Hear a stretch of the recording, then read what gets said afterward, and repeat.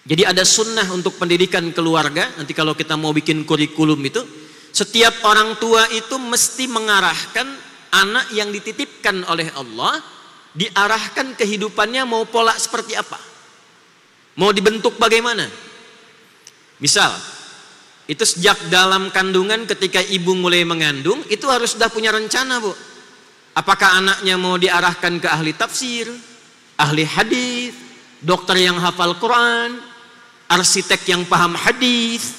Kalau arsitek sudah banyak, tapi arsitek yang paham hadis itu berapa banyak? Dokter sudah banyak, dokter yang paham fikih, paham Quran itu berapa banyak? Maka ditunjukkan di Quran surah ketiga Ali Imran ayat 35 itu, ya, dalam kisah Maryam alaihissalam ketika mulai mengandung itu langsung menazarkan anaknya dengan tujuan kehidupan yang jelas. Idh qalat imra'atu Imran rabbi inni nazartu laka ma fi batni.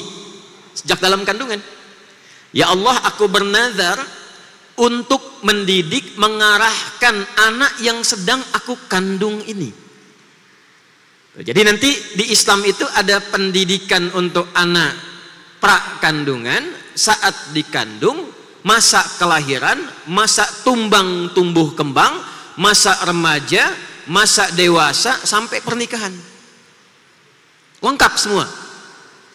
Nah, sunnah nanti, sunnah tentang kandungan ini minimal diisi dengan doa, diteruskan muncullah kemudian tuntunan umum di Al-Quran surah ke-7 Al-A'raf di ayat ke-189. Minimal sudah ada doa. Falamma taghasyaha hamalat hamlan khafifa famarrat bih falamma athqalat da'awa Allah rabbahuma la in ataitana salihah lanakunanna minasyakirin. Minimal dalam kandungan itu kita sudah arahkan dengan doa. Ya Allah, mohon minimal jadikan anak saya anak yang soleh. Tidak cukup dengan bapaknya namanya Pak Solihin. Ya, kalau tidak diisi dengan doa dan arahan, belum tentu anak ikut bapak. Karena Nuh pun alaihi salam soleh, tapi karena anaknya tak ikut arahan bapak, maka disebut oleh Quran innahu laisa min ahlik. Balik kembali. Jadi ketika dididik, disiapkan, diterima oleh Allah pendidikan itu, lalu dibimbing oleh Allah untuk mendapatkan kemudahan dalam berkehidupan. Jadi jangan dikira kalau bapak ibu menyiapkan anak dari sejak kandungan supaya dia dekat dengan Allah, itu dibiarkan begitu saja. Tidak. Kalau ikhtiar kita diterima, ibunya rajin tahajud, bapaknya cari yang halal, rezeki itu sudah diatur. Kita hanya diperintah untuk berikhtiar. Anda mau di ladang, mau di kebun, mau buka toko, mau yang di kantor, itu namanya saja, perintahnya jelas, kulu min thayyibati ma razaqnakum. Kalau kita mau kerjakan, kata kerjanya kulu fi'il amr, perintah kerja, yang penting kerja. Kalau kita mau bergerak, rezeki diturunkan. Namanya boleh berbeda, tapi aturannya sama. Ketika kita menuntut rezeki kepada Allah, mengikuti perintah Allah dengan berikhtiar, maka rezeki dicurahkan. Bapak cari yang benar, cari yang halal, ibu tingkatkan ibadah, diterima oleh Allah. Perhatikan jawabannya. Ali Imran ayat 37-nya. Fataqabbalaha rabbuha biqabulin hasanin wa ambataha nabatan hasana. Fataqabbalaha, maka ikhtiar orang tua yang ingin mendekatkan anaknya dengan Allah, dari sejak kandungan rajin baca Al-Quran, rajin tahajud, ayahnya cari nafkah yang halal, yang dimakan halal, dengan niat supaya anak itu diridhoi oleh Allah. Maka diterima ikhtiar orang tua itu oleh Allah. Wa ambataha nabatan hasana. Anda tidak akan capek merawatnya, karena Allah langsung yang mengatakan, saya yang menjaga pertumbuhan anak itu dan mengirimkan rezeki untuknya. Jadi kalau sudah begitu, dititipkan pada siapapun, Allah rawat. Wa kaffalaha Zakaria, yang rawat Nabi Zakaria, tapi ayatnya belum selesai. Kullama dakhala 'alaiha Zakaria al-mihraba wajada 'indaha rizqa. Qala ya Maryamu anna laki hadza.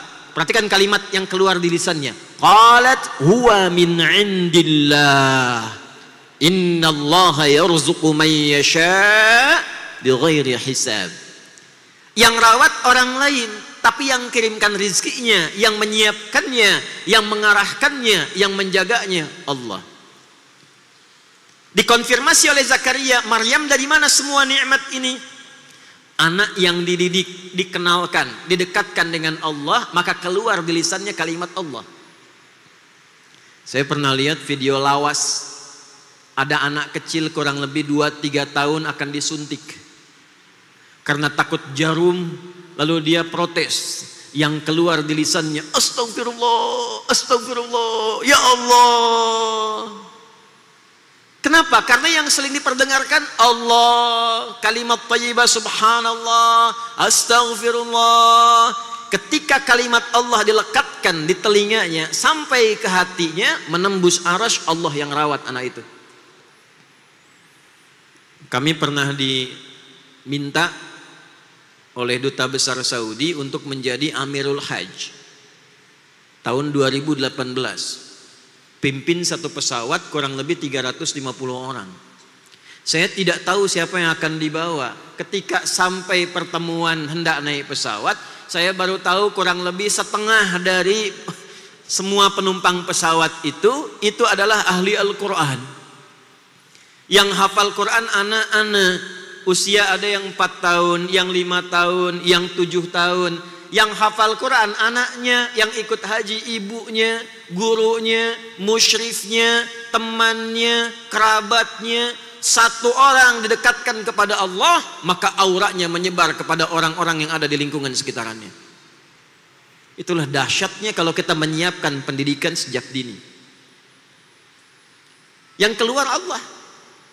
Kalau bapak dekatkan dengan tayo, yang keluar tayo. Tayo, dia. Kalau didekatkan dengan robokar, ya keluarnya robot-robotan. Robokar volley, robokar apalagi itu, embers. Ya? Yang keluarnya mainan. Anda dekatkan dengan Allah, yang keluar nilai-nilai kemuliaan. Itulah sunnah yang berlaku dalam Al-Quran. Diterapkanlah oleh Abbas bin Abdul Muttalib radhiyallahu ta'ala anhu. Ketika masuk Islam, maka Islam merubah visi keluarganya untuk memberikan arah dalam berkehidupan. Maka disiapkanlah si bungsu untuk menjadi ulama ke depan. Si sulung menemani Nabi. Yang sulung ini Fudail namanya. Nanti Fudail ini beliau jadi asisten rumah tangganya Nabi dan orang yang nanti membawakan nampan wudunya Nabi sebelum wafat di pangkuan Sayyidah Aisyah radhiyallahu taala anha. Kita akan kalau baca ibu di Aisyah ya, Nabi meninggalkan di pangkuan Sayyidah Aisyah. Masih ingat kan beliau wudhu dulu kan? Yang bawa nampan wudhunya siapa? Itulah Fudail, anak sulungnya dari Abbas. Jadi jelas Pak, anak pertama ini, anak kedua ini, yang bungsu ini. Kalau kita arahkan demikian, hidup rumah tangga itu lebih jelas dan terarah. Besok-besok anak pertama ibu ahli tafsir, kedua ahli hadis, ketiga ahli fikih, keempat usul fikih. Ketika ada persoalan, kakak, apa ayatnya? Quran surat sekian, ayat sekian, posisi kanan pojok ini. Apa hadisnya? Hadisnya di kitab ini, nomor sekian. Yang ini tentang topiknya ini. Apa fikihnya? Begini tinjauan fikihnya. Usul fikihnya, begini dasarnya. Selesai bu, nggak perlu ikut pengajian Ustadz Adi, selesai di rumah tuh.